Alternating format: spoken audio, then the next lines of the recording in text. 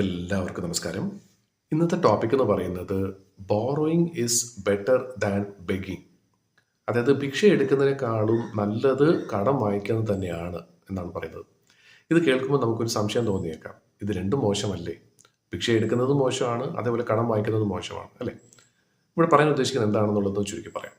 ചാണക്യൻ പറയുന്ന ഒരു കാര്യം എന്ന് വെച്ചാൽ, സമൂഹത്തിൽ നമുക്ക് ഇപ്പം എത്ര വർഷം കഴിഞ്ഞാലും നമുക്കറിയാം ഏതൊരു സ്ഥലത്തും കുറേ ഭിക്ഷക്കാരുണ്ടാവും. ഭിക്ഷ എടുത്ത് മാത്രം ജീവിക്കുന്ന വ്യക്തികളാണ്.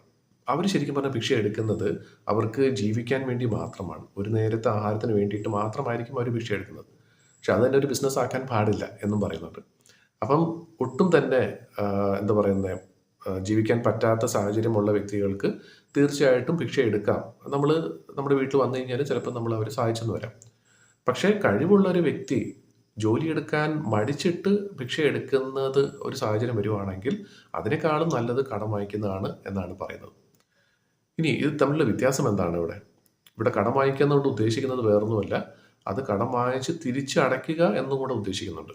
പക്ഷെ തൽക്കാലം നമ്മുടെ കയ്യിൽ കാശില്ലാത്തതുകൊണ്ട് നമ്മൾ കടം വാങ്ങിക്കുന്നു. പക്ഷേ അത് തിരിച്ചടയ്ക്കുക, കഴിഞ്ഞ വീഡിയോയിൽ പറഞ്ഞ പോലെ തന്നെ വ്യക്തമായിട്ട് അത് എങ്ങനെ എപ്പോൾ അടയ്ക്കും എന്നുള്ളതിനെക്കുറിച്ച് വ്യക്തമായിട്ടുള്ളൊരു ധാരണ വേണം, അത് ചെയ്യുകയും വേണം എന്നുള്ളതാണ്.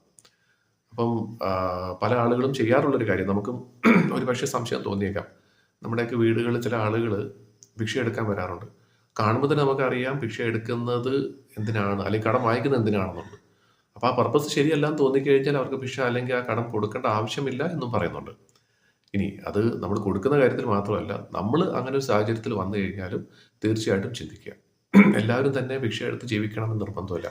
അപ്പോൾ പല ആളുകളും വന്ന് പറയാറുണ്ട്, പണിയെടുക്കാൻ പറ്റില്ല, കൈ വയ്യ, അല്ലെങ്കിൽ കാല് വയ്യ, അല്ലെങ്കിൽ തലവേദനയാണ്, അല്ലെങ്കിൽ എന്തെങ്കിലും അസുഖമുണ്ട്.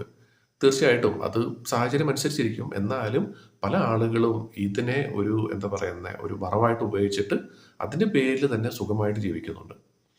അപ്പം ഭിക്ഷ എടുക്കുക എന്നുള്ളതിനെക്കാട്ടിലും നല്ലത് കടം വാങ്ങിക്കുക എന്നുള്ളതാണ്. എന്നുവെച്ചാൽ അധ്വാനിച്ച് അതെങ്ങനെയും തിരിച്ചടയ്ക്കാം എന്നുള്ള ചിന്തയോടുകൂടി കടം വാങ്ങിക്കുക, അത് സമയത്തിന് തിരിച്ചടയ്ക്കാനായിട്ട് പരമാവധി ശ്രമിക്കുക. അപ്പം നമ്മളിൽ പല ആളുകളും ചെയ്യുന്ന ഒരു കാര്യം ഇതാണ്. നമുക്കൊരാവശ്യം വന്നാൽ നമ്മുടെ കൂടെ ഉള്ള ആളുകൾ നമ്മുടെ ബന്ധുക്കളാണെങ്കിലും സുഹൃത്തുക്കളാണെങ്കിലും എന്താണ് മനസ്സലിഞ്ഞ് എന്തെങ്കിലും സഹായം ചെയ്യും എന്നുള്ളത്. അത് ശരിക്കും പറഞ്ഞാൽ ഒരു ഭിക്ഷയ്ക്ക് തുല്യം തന്നെയാണ്. അതിനേക്കാളും നല്ലത് അവരുടെ കയ്യിൽ നിന്ന് നമ്മൾ ചോദിച്ച്, എനിക്ക് ഇത്രയും കാശ് വേണം എന്നുള്ളത് ചോദിച്ച് വാങ്ങി ആവശ്യം കഴിയുമ്പോഴത്തേക്കും അത് തിരിച്ച് അടയ്ക്കാനുള്ള ഒരു മനസ്സും കൂടെ തീർച്ചയായിട്ടും ഉണ്ടാകുന്നത് എപ്പോഴും നല്ല ഒരു കാര്യമാണ്.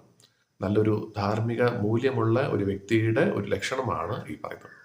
ഈ രീതിയിൽ തന്നെ നമുക്ക് തല ഉയർത്തി ജീവിക്കാനായിട്ട് തീർച്ചയായിട്ടും എല്ലാവർക്കും സാധിക്കട്ടെ എന്ന് ആശംസിക്കുന്നു.